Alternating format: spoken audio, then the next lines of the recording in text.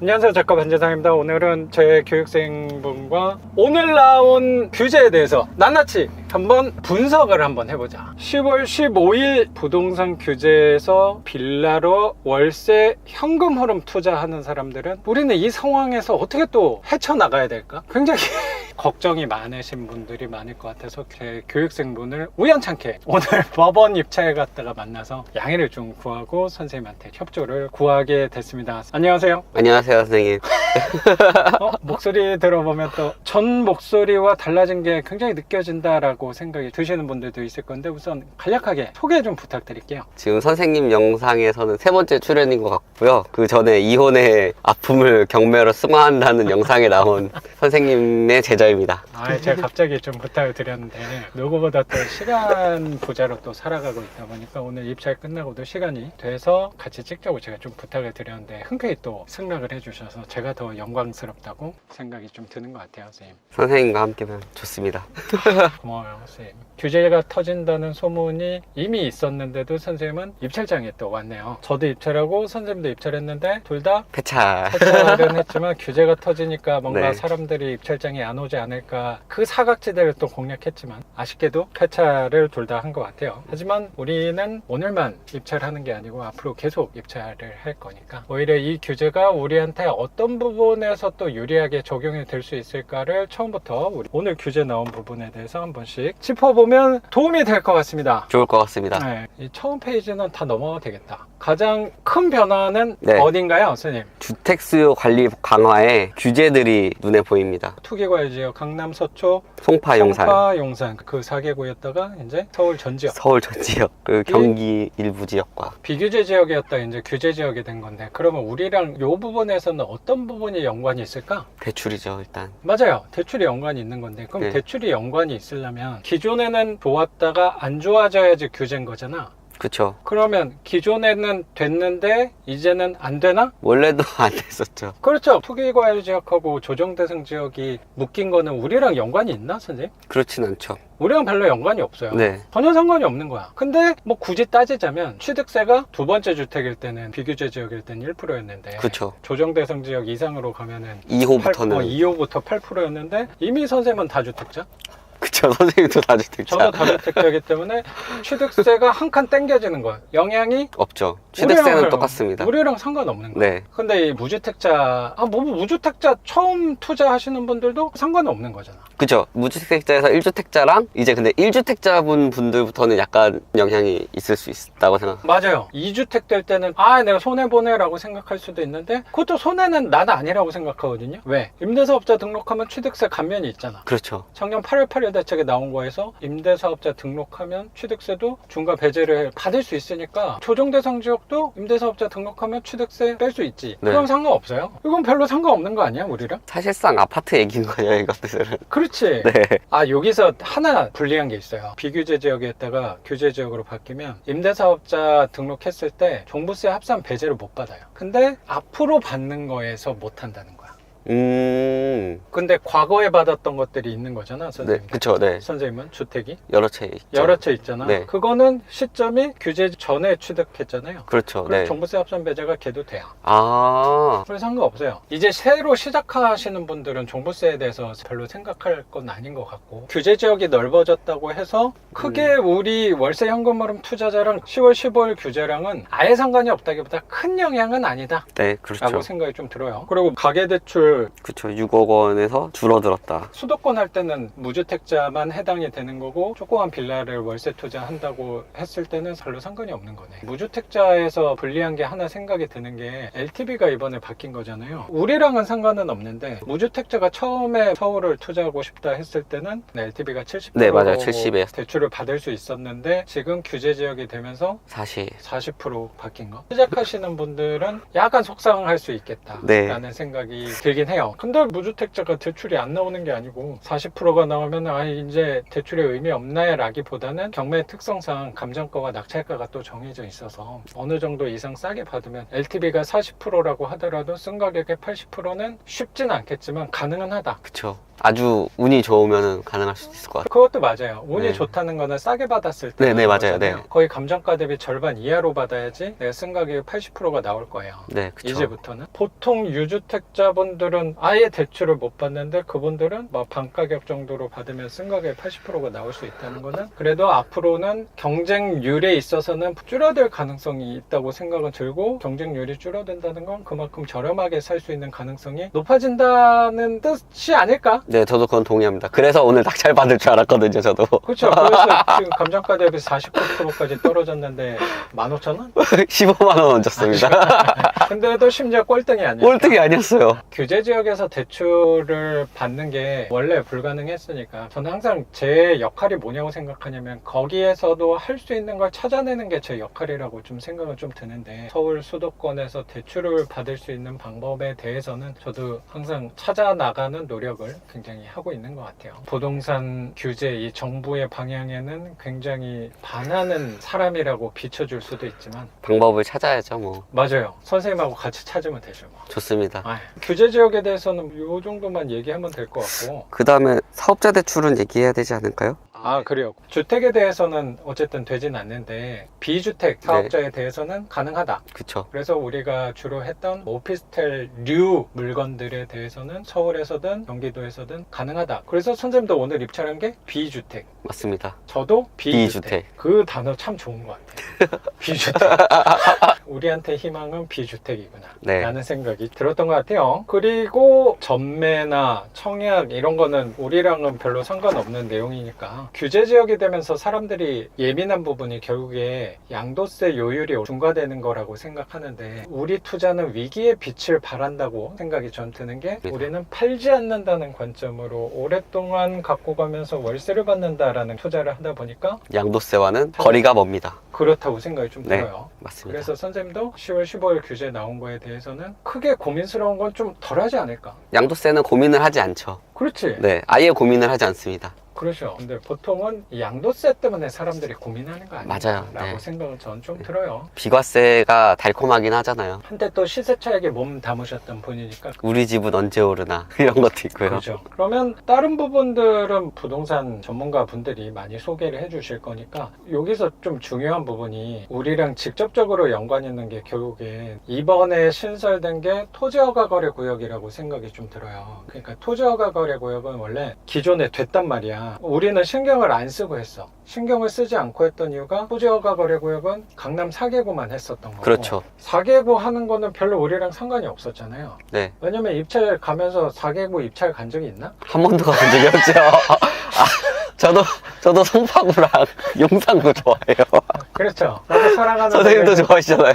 나도 입찰 한 번도 가본 적이 없기 때문에 이번에는 토지허가 거래 구역이 서울 전 지역과 경기 12개 구에 지정이 됐잖아요. 토어제 구역을 왜 중요하게 생각을 해야 되냐면, 이 안에서 주택은 전부터 대출을 못 받았기 때문에 별로 상관이 없는데, 토지허가 거래 구역의 비주택 담보 대출 LTV가 70%에서 40% 돼가면서. 떨어졌다. 여기에서 저는 약간 혼란스럽긴 했거든요. 허가 대상이 허가 구역 소재의 아파트 및 동일 단지 내 아파트가 한 개 동 이상 포함된 연립 다세대 주택. 굉장히 모호한 표현이라고 좀 생각을 했어요. 그냥 아파트면 아파트지, 원래 강남은 아파트만 토어제를 했었으니까. 근데 이번에 빌라도 넣는다는 건데, 그냥 빌라만 넣을 거였으면 그냥 연립 다세대 주택이라고 표기를 했을 그렇죠. 거거든. 네. 근데 여기서 약간 애매한 게 동일 단지 내 아파트가 한 개 동 이상 포함된 빌라라는 거잖아. 그렇죠. 이게 뭔 말이야? 서울 안에서 비주택을 투자할 때는 영향은 없는 것 같은데,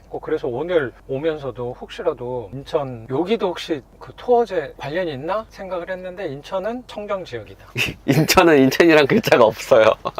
인천은 기존에 하던 대로 편하게 네. 입찰을 하시면 되지 않을까 생각이 들어요. 선생님이랑 같이 얘기하다 보니까 생각이 드는 게, 전이랑 아파트 하시는 분들이나 갭 투자 하시는 분들은 좀 영향이 분명히 있을 거라고 생각하는데, 우리는 큰 영향은 별로 없다고 생각은 들긴 해요. 네, 저도 그렇습니다. 그러면 규제의 의미가 어떤 걸까를 혼자 생각을 좀 해봤거든요. 규제 지역이 옛날보다 이만큼이었다가 이만큼 넓어졌어 라는 인식을 사람들이 갖게 되면 이 시장에 대해서 두려움이 생길 거라고 생각하거든요. 그게 원하는 길인 것 같아요. 네. 그런 느낌을 저도 조금 받는 것 같아서 네. 너네는 부동산을 관심을 갖지 마 라는 약간의 저의 삐뚤어진 생각도 있지 않나 라고 생각이 들면서 세부적으로 낱낱이 확인을 해보면 기존에 하던 거랑 큰 영향이 없는 건데 겉보기만 굉장히 두려움에 쌓여져 있는 건 아닐까 라는 생각도 전 조금 드는 것 같아요. 정부가 어쩌면 두려운 대상으로 보여주려는데 현혹될 것인가 아니면 세부적으로 보니까 그렇게 두려워해야 될 것인가를 판단하는 거는 우리 시청자분들의 몫이 아닌가, 선생님의 몫이 아닌가, 저의 몫이 아닌가. 같이 찾아보면 좋을 것 같습니다. 그래, 오늘 선생님하고 이렇게 또 의미 있는 날, 규제가 터지자마자 입찰장에 달려가는 선생님을 보고 또 한 수 배웠다라고 생각이 되게 들어요. 저도 항상 배우고 있습니다, 선생님께. 고맙습니다, 선생님. 좋은 것 같아요. 네. 괜히 선생님 불렀다는 생각도 좀 들게. 제가 말을 함부로 못하겠는 게 이게 너무 예민한 부분이 너무 많고 사실은 이제 약간의 빈틈이 있을 수 있다를 말씀하시는 거잖아요. 그렇죠. 이거를 또 어떤 사람들은 자꾸 사각지대 찾아내는 이 투기꾼들 이렇게 바라보시는 분들도 있겠죠. 그런 예민한 부분이 있기 때문에 이거를 다 해야 된다 권장하기는 되게 조심스러운 것 같아요, 저도. 그러면 오늘 영상은 여기서 마치는 걸로 하고 저는 또 내일 영상으로 찾아뵙도록 하겠습니다. 작가 관지상이었습니다. 감사합니다. 감사합니다. 고생하셨습니다. 그러면 선생님 초대한 김에 이거는 다음에 올릴게요. 선생님 또 오늘 왔는데 네. 그냥 또 헤어지면 좀 아쉽잖아요. 선생님 또 누구보다 말수가 많은 사람인데 오늘 말을 너무 적게 했습니다. 아끼고 있다라는 생각이 들어서 네. 선생님에 관해서 몇 가지 최근 근황들에 대해서 선생님이 요새는 또 댓글도 많이 남겨주는 느낌이 좀 들어요. 선생님이 영상에 그래도 한 3번 정도 출연하지 않았을까? 지금이 3번째 출연입니다. 아, 오늘이 3번이구나. 네. 첫 번째 그 부천 반지하에서 우리 만났었던 것 같고 그렇죠. 두 번째는 네. 저 사무실에 찾아오셔서 한 올해 초에 올렸나? 초쯤에 뵀던 것 같아요. 네. 그때가 5채를 선생님께 가져갔었던 것 같아요. 그럼 뭐 그리고 오늘은 세부적으로 하기보다는 간단하게 또 낙찰 최근에 받은 게 많잖아요. 네. 가장 최근 영상에 사무실에서 공개해 주셨던 집 채수는 5개? 네. 5번입니다. 5번. 5번까지 네, 했던 5번. 거야? 네. 그러면 7, 8개월 지난 거네. 그렇죠. 네. 뭐 1년이 안 지났네? 1년이 되진 그럼 않았어요. 네. 그동안 또 낙찰을 받았나 봐요? 최근에도 받았습니다. 지난주에? 네. 지난주에 추석 전에 받았습니다. 오늘 규제뿐만 아니고 과거 9월 7일 규제와 6월 27일 규제 나왔을 때도 꾸준히 하고 계셨구나가 느껴지네. 오히려 대출 규제 이후에 더 가려고 노력을 많이 하죠. 역시 투자자의 기본이 돼 계신다라고 생각도 되게 네. 드네요. 남들이 움츠려들 때 도전해야죠. 위기랑 기회는 같은 단어잖아요. 우리 항상 위기 속에 기회가 있는 거니까. 그래서 올해 초에 나왔던 영상에는 5개까지 임대된 거를 말씀을 해주셨는데 네, 맞습니다. 최근에 낙찰까지 하면 총 낙찰을 몇 개 받은 거예요? 최근에 받은 게 13번입니다. 13번? 네. 5번까지 했으면 지금 네. 13번? 네. 그럼 갑자기 8개나 늘었어? 한 8, 9개월 동안? 그러니까요. 진짜로? 저도 모르겠습니다. 어쩌다 보니까 그렇게 됐어요. 야, 지독하게 했네? 지독하게 한 것 같습니다. 이혼의 아픔과 네. 갭 투자의 상처, 얘를 이 네. 월세 투자로 이 승화시킨다를 제대로 보여주고 계신다고 생각이 좀 드네요. 상처가 있었으니까 아물고 이만한 근육이 생긴 것 같아요. 그 표현 너무 좋네요. 네. 빌라 월세와 연애를 하고 있는 아. 8개나 했다는 거는 도대체 연애는 언제 하나, 또 그런 생각도 들긴 하는데 누구보다 바쁘게 몸 관리와 투자 또 최근까지 하셨는데 최근에 그럼 8개를 받은 거네. 야, 다 선생님의 가르침대로 하고 있습니다. 저보다 훌륭하네요. 부끄럽네. 좀 더 열심히 해야겠구나. 그거까지 좀 여쭤볼게요. 가장 최근에 받은 거는 지난주에 서울에 네, 비주택을 또 낙찰 받은 거네. 그렇습니다. 지난주에 낙찰 받았으니까 네. 대출도 나와? 비주택이니까. 낙찰 받고 그 당일날 자설을 하러 갔어요. 아, 추석 전이었으니까. 네, 추석 이후에 뭔가 나온다는 얘기가 그러니까. 굉장히 많았거든요. 그래서 난 추석 때 나오는 줄 알았는데. 저는 얘네들 추석 때 나올 줄 알고 그렇죠. 얘네들 이제 네. 쉬는 날 규제 터트리고 그러니까. 꼭 주말에 내시더라고요. 오히려 오늘 규제 나온 거는 의아스러웠어. 왜 평일에 나왔지? 소문만 이것도 안 나오나 아니면 또 주말에 나오나 이랬는데. 저도 약간 그런 생각도 조금은 있었어요. 소문들이 되게 많아서 자설을 낙찰받고 바로 한 거네. 맞습니다. 다행히 절차가 잘 되고 있어서 대출은 제가 원했던 한도만큼은 잘 나올 것 같아요. 네. 그게 한 1억 3천 정도에 받았나? 1억 3천 정도 받았어요. 그래서 대출이 얼마나?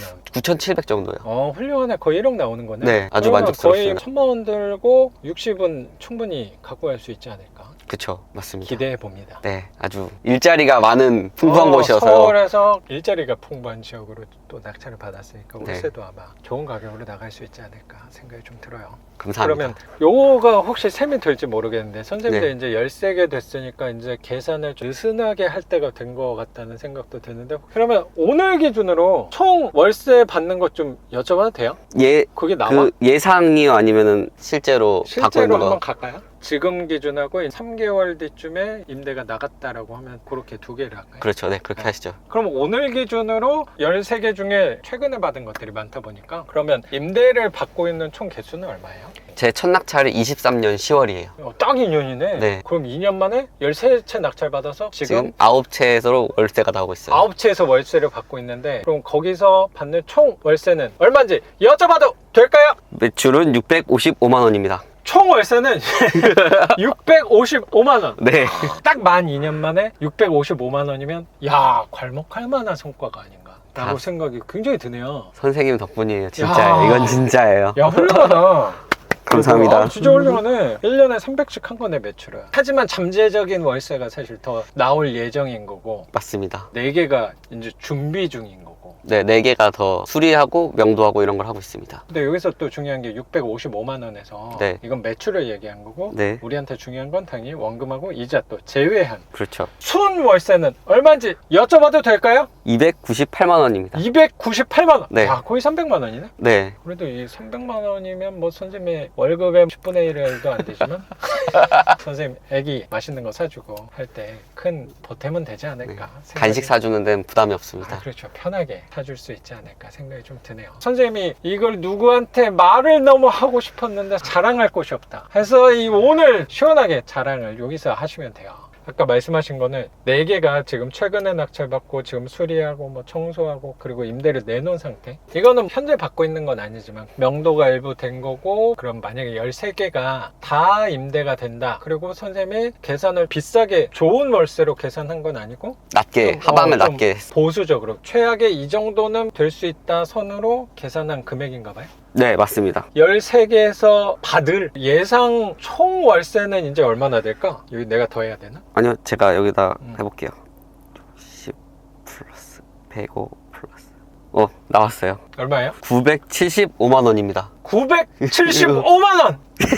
13개! 네, 저도 매출은 처음 해봤는데. 매출은 거의 네. 이제 1천이 되겠다. 네. 야, 그럼 우리 월천 클럽에 가입할 수 있겠어요? 우리 초대해 주시면. 비공개 조직 감사합니다. 있잖아. 월천 조직. 네. 1번 회원으로. 그것도 매출인 거고 이제 네. 대출 실행 안 한 것도 있을 건데 그거까지 만약에 된다. 그럼 원금하고 또 이자를 빼면 또 순월세는 얼마나 될까? 13개면? 잠시만요. 순 월세는 453만 원이 예정이에요. 야, 거의 453만 원 순월세라고 하면은 이제 선생님 가끔 특근, 야근 하는 거는 좀 많이 내려놓을 수 있잖아요. 너무 좋네요. 거의 이제 회사가 주력에서 이제 월세가 주력으로 큰 줄기의 파이프라인에 힘이 또 생겼다고 생각이 좀 드는 것 같아요. 그 맛을 보니까 규제가 터진 날 당일에도 이렇게 입찰장에 오시는 거 아닌가? 그러니까요. 월세는 요 정도 얘기하면 될 것 같고 하고 싶었던 얘기, 말을 하고 싶었던 게 되게 저는- 많았다 그래서 영상에서도 말씀드리긴 했는데 4-5채일 때는 주변에 적당히 자랑을 하고 했는데 어느 순간 이만큼 되니까 주변에 말을 할 수가 없어요. 오히려 어머니한테는 항상 말했으니까 진짜 축하를 해주실 수 있는 유일한 가족한테만 이제 축하를 받을 수 있고 주변 사람들은 금전적으로 힘든 부분도 좀 있기도 하고 여러 가지 힘든 부분들이 있는데 입을 닫게 되더라고요, 제가. 근데 저도 자랑도 하고 싶기도 하고 수리 같은 거 하는 와중에 고민들도 있는데 이런 걸 얘기를 하고 싶어요. 뭐 예를 들어 누수가 엄청나게 발생했는데 그냥 털어놓고 싶은데 말을 할 데가 없는 거예요. 어머니한테는 말을 하는데 한계가 좀 있죠. 맞아요. 이런 만약에 문제거리는 어머니한테 말을 할 수가 없어요. 왜냐면 어머니는 반대로 걱정을 엄청 하시거든요. 그렇죠, 그렇죠. 그래서 말을 못해요, 오히려. 근데 친구들한테는 얘기하면은 이런 고민거리를 얘기하면 자랑으로 들리거든요, 걔네들한테 그럴 수 또. 있지. 그래서 또 말을 못하고 또 선생님한테 얘기하고 싶지만 선생님한테는 제가 또 노력하는 게 연락을 줄이는 거여서 노력하지만 가장 많이 아직까지 그게 요즘 좀 고민이기는 해요. 나도 분명히 그런 과정을 겪었을 거잖아요. 네. 그러다 보니까 고민을 나누고 싶어서 얘기한 건데 상대방에 대해서 조심스러워지는 거예요. 네. 말씀하신 것처럼 야, 나 이 갖고 있는 집에서 뭐 예를 들어 누수가 아니면 월세가 밀린다거나 아니면 명도가 안 된다거나 하는 거에 대해서 어떻게 할까 그냥 털어놓고 싶어서 얘기를 하는 건데 그 상대방 입장에서는 자랑이죠. 나 뭐 예를 들어서 네. 나는 무주택자인데 왜 저거 한 거를 나한테 자꾸 얘기하는 거지? 혹시 자랑 아닌 자랑으로 비춰질 수도 있을 것 같은 생각도 들 것 같아요. 네. 저도 네. 분명히 들었던 것 같고 그러다 보니까 저도 시간이 지나면서 그런 부분에 대해서 말할 대상이 별로 없어지더라고요. 맞아요. 그게 뭐냐면요, 어느 정도 선생님도 2년 전보다는 자산 규모가 꽤 된 거예요. 네. 현금흐름도 굉장히 많아진 사람인 거고 선생님이 갖고 갈 부분이야 그건. 제가 평생 안고 가야 될 맞아요. 부분이라고 그러니까 생각해야 되는 거죠. 선생님은 이제 보통 사람들하고 다른 길로 접어든 거예요. 소수의 길로 가는 거예요. 저도 옛날에 교육생분이 물어봤던 게 하나 기억이 나는 게 되게 젊은 친구였는데 그분이 저한테는 선생님은 되게 사람도 많이 알고 외롭지 않고 되게 항상 즐거울 것 같아 뭐 이런 굉장히 이상적인 부분을 극대화시켜서 얘기해 주신 분이 있었는데 그때 그분한테 얘기했던 게 기억이 나는 게 이거를 하면 할수록 더 외로워지는 거예요. 더 입을 닫게 돼요. 그렇죠. 네. 왜냐면 내 상황하고 비슷한 사람들이 많지 않아지거든요. 점점 갈수록. 그럼 공감할 수 있는 사람들은 당연히 줄어요. 이 부분은 아까 말씀드린 대로 갖고 가는 부분이거든요. 그러니까 뭐든지 두 개 다 가질 수가 없잖아요. 그럼 하나를 놓게 되는 부분이 그 부분이에요. 외로워진다는 부분. 이거는 꼭 빌라 월세 투자를 해서 그런 건 나는 아니라고 생각하거든요. 어느 선에 도달을 하면 거쳐야 되는 과정이라고 나는 생각해요. 그게 회사 안에서도 그런 게 있을 거고 갭 투자는 그런 게 없을까? 그것도 비슷하다고 생각해요. 선생님이 평범한 사람들보다 재산이 많아서 그런 거야, 정확히. 그 부분을 받아들여야 돼. 아니면 재산을 놓던가. 근데 아마 재산을 놓는 게 더 어려운 부분이라고 생각이 좀 들어서 그쵸. 저는 네. 재산을 내려놓은 게 아니고 외로운 길로 나아가는 걸 선택한 거예요. 저는. 제가 잘했다는 얘기는 당연히 아닌 것 같고. 그래서 이제부터 되게 중요한 게 뭐냐면요, 혼자서 그 외로운 길을 어떻게 걸어갈 것인가를 생각을 해야 돼요. 과거에는 선생님도 네. 일렉 투자 모임, 뭐 제가 정확히 모르는데 경매 모임이나 이런 것도 네, 하고 종종 계시는 나가고 걸로 했었어요. 네. 좀 들었던 것 같은데 네. 거기에 나가도 대화가 옛날보다 덜 통하게 돼요. 처음 하는 사람하고 선생님은 또 실력 차이가 날 거거든. 보는 관점이 또 달라지거든요. 그래서 노력할 게 혼자 외로워지는 얘기는 당연히 아니고 외로운 상황에서 정답을 꼭 누군가를 통해서 이거를 해결하려는 노력을 바꿔봐야 돼요. 내가 생각할 때는. 혼자 그 외로움을 지낼 수 있는 방법을 찾아야 돼요. 이거 되게 중요해요. 선생님은 그게 글쓰기와 책 이런 거셨던 거죠? 그러면은 이 저는 방법 그 중에 중에 하나가. 하나가 그런 거죠. 그것도 내가 만든 거예요, 굉장히 스스로를.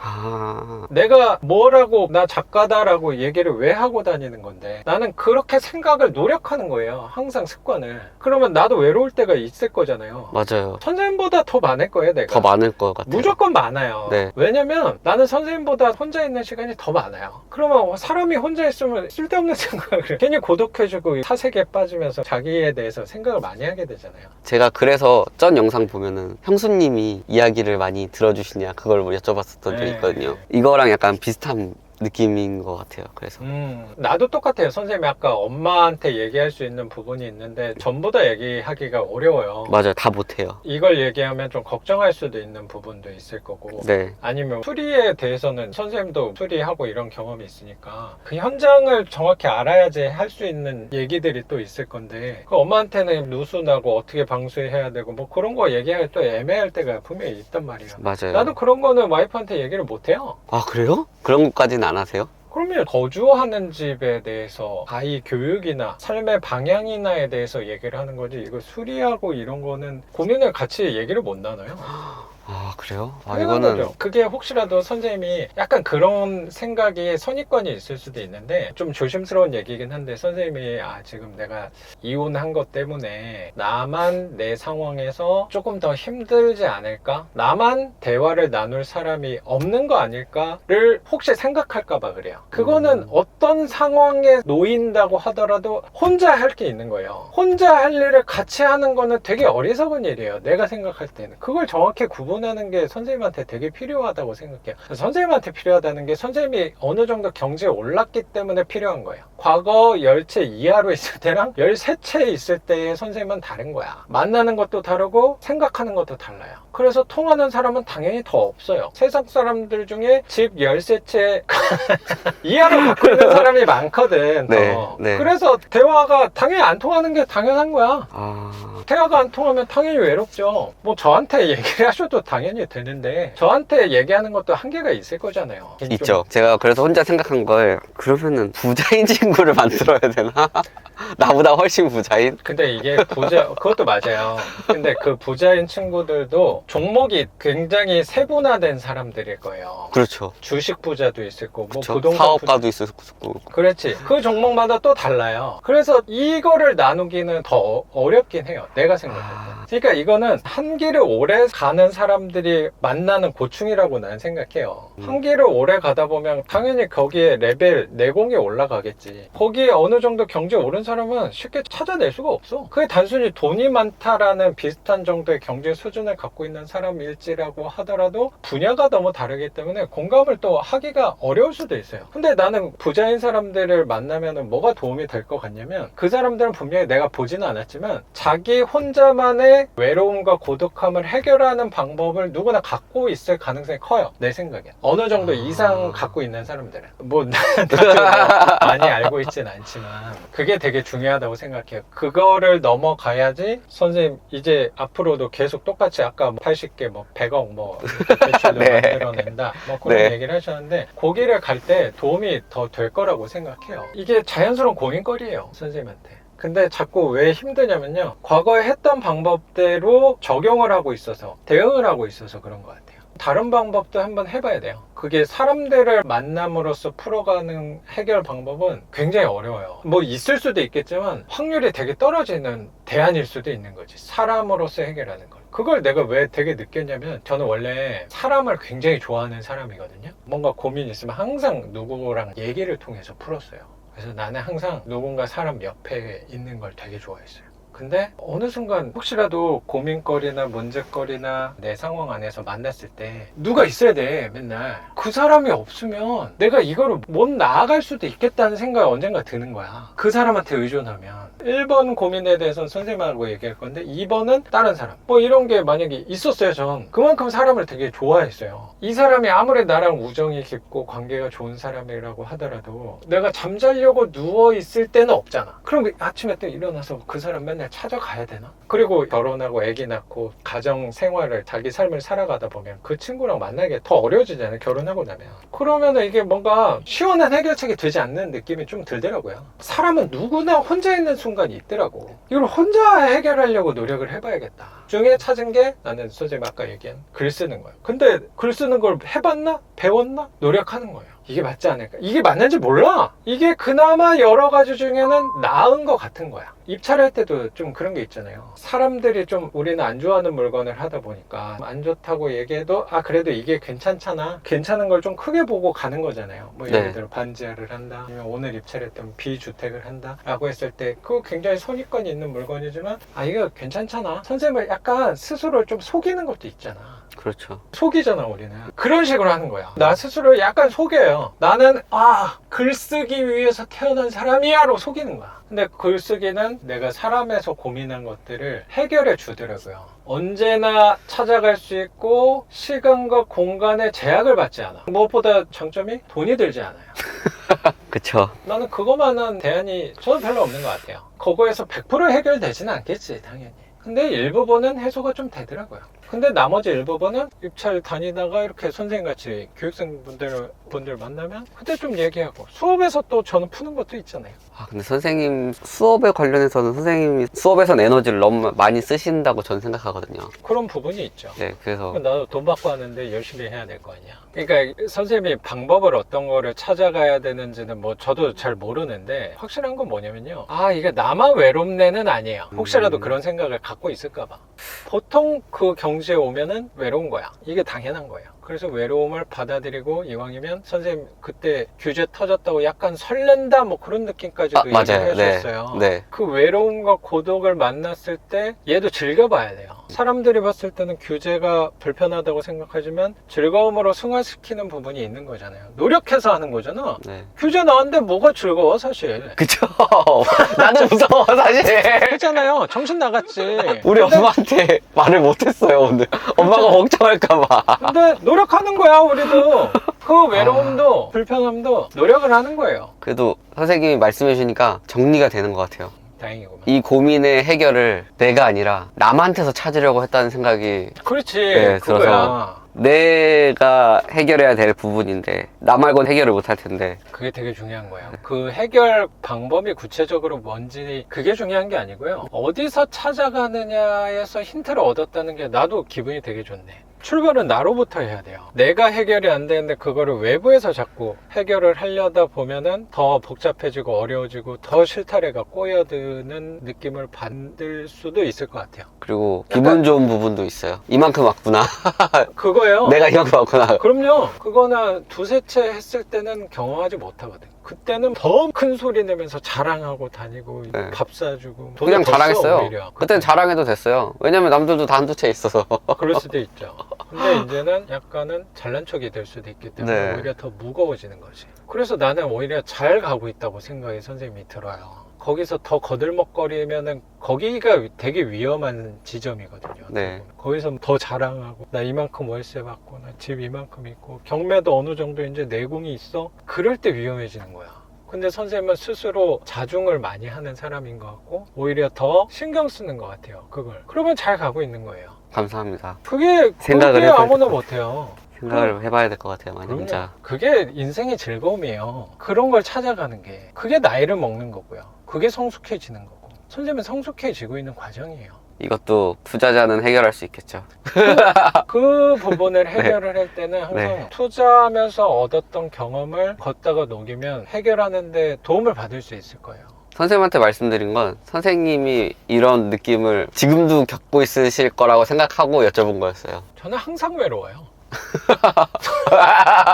근데 영상에 나오는 건 맨날 누군가 같이 있다 보니까 네. 저 사람은 외롭지 않아 보이는 이미지인 거지. 영상에 비춰주는 것보다 비춰지지 않는 순간이 훨씬 많잖아요. 맞아요. 내 고민은 더 말할 데가 없어요. 선생님은 그나마 나한테는 얘기할 수 있어. 맞아요. 나는 얘기할 데 별로 없어요. 선생님의 생각보다. 고민은 뭐세요, 요즘? 나는 아까 식당에서 하신 거 말고 또. 나는 입찰할 때 교육생분이 안 올 줄 알았는데 이런 거지. 선생님도 사랑은 아니지만 마음에 드는 게 있으실 수 있으니까. 지난주에 선생님 낙찰받았던 물건에 내가 그 전전날 갔다 왔어요. 임장을. 근데 이거는 하지 말아야겠다 생각한 거죠. 왜 안 했냐면요. 네. 너무 좋아서.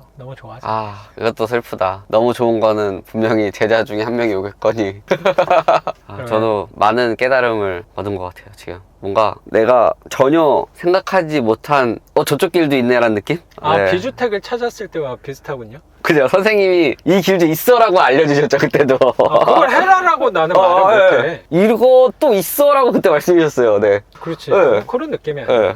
그렇게 얘기하시면은 나도 되게 오늘 할 몫을 했구나라고 생각이 좀 드네요. 나는 어떤 사람이고 싶냐면요. 그런 사람이 되고 싶어요. 이거를 내가 해보니까 이게 괜찮으니까 이걸 해라라는 얘기를 하는 사람이 아니고 보통 고민이라는 거는 나아가고 싶은데 어떻게 나가야 될지 모르는 고민인 거잖아요. 그쵸. 그럼 그 고민거리를 정리를 해주는 사람이고 싶은 거야. 갔을 때 엄청난 위험이 아니고 여기에 갔을 때는 이런 불편함이 있는데 이런 득도 있다. 좋음도 있다. 근데 이걸 선택했을 때 똑같이 좋은 거 안 좋은 거가 있는데 요소를 내가 줄 테니까 그 판단은 너가 해. 근데 내가 무게를 재줄 수 있는 요소들을 내가 줄 수 있을 것 같아의 역할을 하고 싶은 게 내 역할이에요. 투자도 비슷한 것 같고 삶에 대해서도 비슷한 것 같아요. 그 삶의 고민에서도 그 대안은 이렇게 해결을 하면 돼가 아니고 여태까지는 이 방향에서 생각을 해보지 못했을 것 같으니까 이런 것도 한번 고민 한번 해보면 도움이 되지 않을까? 너무 도움이 된 것 같습니다. 또 그렇게 얘기해 주신다면 나는 이럴 때 기분이 되게 좋더라고요. 선생님 덕분에 뭐 월세 얼마 됐고 집 낙찰받아서 이런 얘기도 많이 듣잖아요. 저는. 그쵸. 엄청 선생님도 들으시죠. 뭐 오늘도 얘기하셨고 그게 약간 무뎌졌나 봐요. 그럴 때는 막 되게 뿌듯하고 이런 게 많이 사라졌어요. 옛날보다. 도파민이 적응이 되신 거네요. 그렇죠. 옛날에는 내가 그래도 도와드렸다 이런 게 있었는데 요새는 아 그냥 하셨구나 약간 무뎌졌는데 이 고민을 듣고 이해해 주실 분이 세상에 거의 없어요. 아니 선생님 주변에 별로 없는 걸 수도 있는 거지. 근데 다행스럽게도 저랑 비슷한 길로 가고 있는 거잖아요. 그러다 보니까 저도 경험했던 거쳐왔던 부분이니까 짧은 의견이나마 드릴 수 있다는 게 선생님도 되게 잘 가고 있다고 생각이 들고 제가 오늘 이 얘기하면서도 그리고 저도 삐딱선을 타고 있진 않구나 그래도 잘 가고 있구나 라는 생각이 드는 것 같습니다. 감사합니다. 네, 그러면 오늘 영상은 여기서 마치는 걸로 하고 저는 또 내일 영상으로 찾아뵙도록 하겠습니다. 작가 반지성이었습니다. 감사합니다. 감사합니다, 선생님. 고맙습니다. 이제 진짜 헤어질까요? 고생하셨습니다. 아유, 고마워요. 근데 진짜 도움이 많이 된 것 같아요. 이런 얘기를 선생님한테 도움을 되게 많이 받잖아요. 내가 도움을 많이 받죠. 근데 그 생각을 많이 해요. 나는 왜 반지성 선생님처럼 혹은 조언해주는 다른 사람들처럼 생각을 못할까? 그 생각이 마지막에 들어요. 물론 그분들이 저보다 더 오래 살았고 경험도 많으니까 당연히 경험한 거를 말씀해 주시는 건데 근데 저분들도 이거를 얘기해준 결과를 내기까지 어쨌든 본인이 결과를 내셨으니까 근데 왜 나는 혼자서 이렇게 결과가 안 나올까? 약간 이런 생각도 좀 들고요. 근데 그게 잘 모르겠는데 이건 약간 취향과 성향이 좀 있어요. 그런 느낌이야. 미술에 타고난 사람도 있잖아요. 그쵸? 그림에. 음악에 타고난 사람도 있겠지. 그렇죠. 공부도 나는 재능이라고 생각하거든요. 저도 그렇게 생각해요. 우리는 네. 좀 재능은 없지만 공부에 재능이 있는 사람들이 있죠. 존재하죠. 많죠. 숫자 이런 거 감각 네. 빠르고. 근데 대화에 재능이 있는 사람도 있어. 아... 그 대화도 다수의 대화에 재능 있는 사람이 있고 소수의 대화에 재능 있는 사람이 있더라고. 맞아요. 나는 옛날보다 나를 조금 더 알게 된 게 그거예요. 나는 그걸 잘하더라고. 둘이 있을 때. 몇 명이 더 있으면 또 못해요. 저도 비슷한 느낌이 있어요. 어. 저도 사람 많아질수록 말이 없어져요. 저도 좀 그래요. 사람 많을 때는 말 안 해요. 네. 근데 수업 구성도 어쩌면 그런 취지 때문에 좀 작게 하려고 노력하는 것도 있는 것 같고. 근데 나는 어떻게 들릴지 모르겠는데 그거를 내가 조금 더 남들보다 잘 풀어내는 거를 어느 순간 인지를 한 것 같아요. 경험이 많고 남들한테 뭐 조언 뭐 그런 거에서 혹시라도 고민이 된다 그러면 이거는 내가 잘하는 부분인 것 같아요. 선생님이 잘하는 게 있는 거고 뭐 아까 미술 음악 이런 것처럼 내가 잘한다기보다 나는 이걸 되게 좋아해요. 약간 좀 신나요. 아, 그래요? 경매 입찰하고 이럴 때 좀 신나는 게 있잖아요. 있죠. 나는 이런 거 얘기해 줄 때 그 사람이 조금 그래도 도움이 됐어를 얘기하면 그게 기분이 되게 좋아요. 그래요? 약간 도파민 이런 게 네. 생기시는 건가? 아, 지금 약간 그래요. 지금. 그래요? 지금 그 느낌이야. 그래서 이렇게 유튜브도 하는 것 같아요. 나는 그걸 좀 즐기는 것 같아. 나도 오늘 선생님하고 얘기하다 보니까 네. 또 이렇게 배우는 것 같네요.